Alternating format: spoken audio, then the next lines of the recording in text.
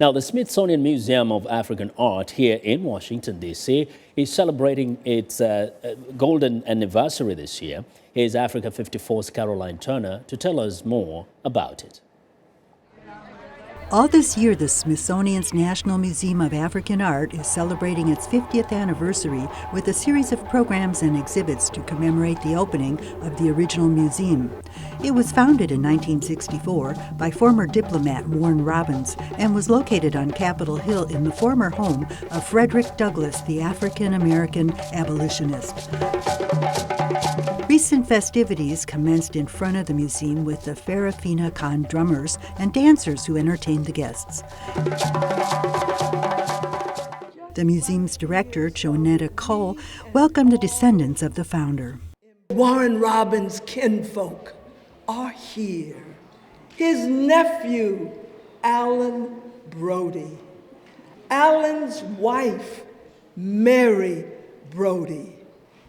And Warren Robins' niece, Marilyn Brody.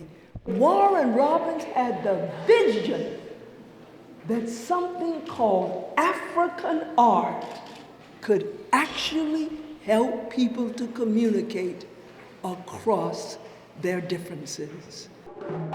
Warren Robins had a special affinity for African American art and community involvement.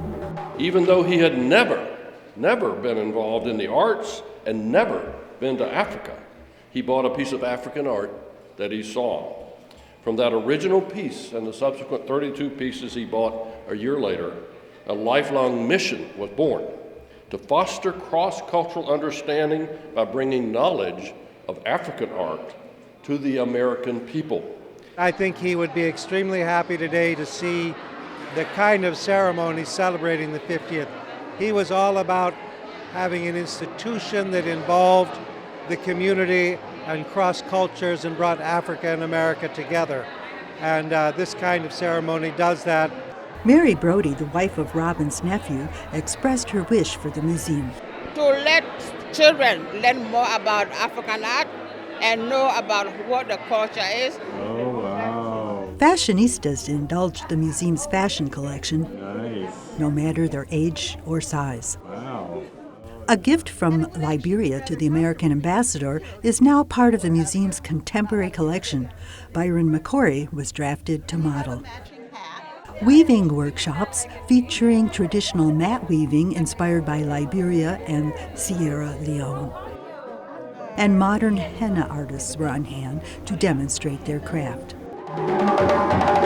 Over the years, the museum has broadened its scope to include contemporary African art, and it is now home to over 12,000 works of art.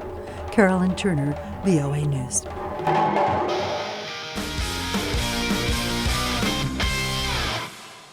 Well, it's time for Monday's Sports Report. For the latest and news and notes, we turn to Sonny Yang with the Sonny Side of Sports. Hello, Sonny. Hello, Vincent, and sporty greetings once again to our Africa 54 viewers.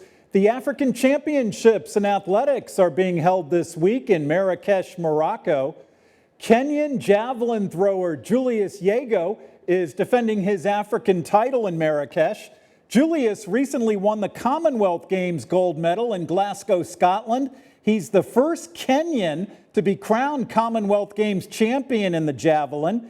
Julius is also the subject of my latest Sonny Side of Sports blog post. You can check it out via voanews.com and then scroll down to blogs at VOA News on the right side of the page. Now let's go down under to the 2000 Olympic city of Sydney, Australia.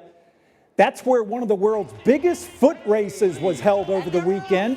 More than 83,000 runners tested their speed and endurance in the 14-kilometer city-to-surf race going from downtown Sydney to Bondi Beach.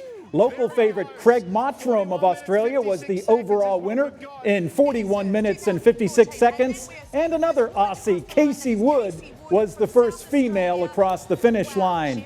After the race, both winners said it was a difficult course. It's actually a really tough course. I sort of underestimated a little bit up the hill through the middle and pushed in pretty hard and got a gap and was regretting it at 11K, but it's all downhill from there, so I just made it. Really pretty tough, actually much tougher than I thought. Heartbreak Hill absolutely killed, but I could hang in there, so that was all right. Australian athletes Casey Wood and Craig Mottram, the 2014 winners in the City to Surf race. I'm VOA Sonny Young, and that's the Sonny Side of Sports. Vincent?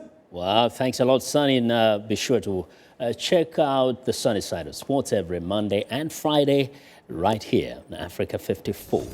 And that's our show for today. Be sure to watch Africa 54 on our website at voaafrica.com. For more news, tune in to VOA's evening radio show, Africa News Tonight at 1800 UTC and in the mornings. Today, Break Africa between 0300 and 0600 UTC, Monday through Friday. Thanks a lot for watching. From all of us in Washington, have a good night.